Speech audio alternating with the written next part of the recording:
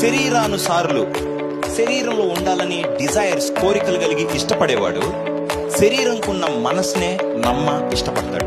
శరీరము సంబంధమైన నమ్మకాలనే నమ్మటానికి ఇష్టపడతాడు. అదే ఆత్మ అనుసారులు, నేను దేవుడిలో ఉండాలి, బాగుండాలని కోరుకునేవాళ్ళు శరీరాన్ని దాటి ఆత్మ ఏమనుకుంటున్నాడు, ఆయన మైండ్ ఏంటి అని తెలుసుకోవడానికి ఇష్టపడుతుంటారు. ఆయన నమ్మకాలను వీళ్ళు తీసుకోవడానికి ఇష్టపడతారు. That is the difference. అర్థమవుతుంది కదా? ప్రభు నన్ను దేవుళ్ళో ఉంచు అంటే నువ్వు దేవుళ్ళో ఉండవు. నేనెందుకు పలానా దానిలోనే ఉన్నాను అంటే అలా కాదు. నువ్వు నీ స్టార్టింగ్ పాయింట్ ఏంటంటే నీలో ఇంకొక వ్యక్తి ఉన్నాడు, ఆ వ్యక్తి మైండ్కి నేను ఇచ్చుకోగలవాలి. ఆత్మ స్వభావాన్ని నువ్వు నమ్ముతావా లేదా?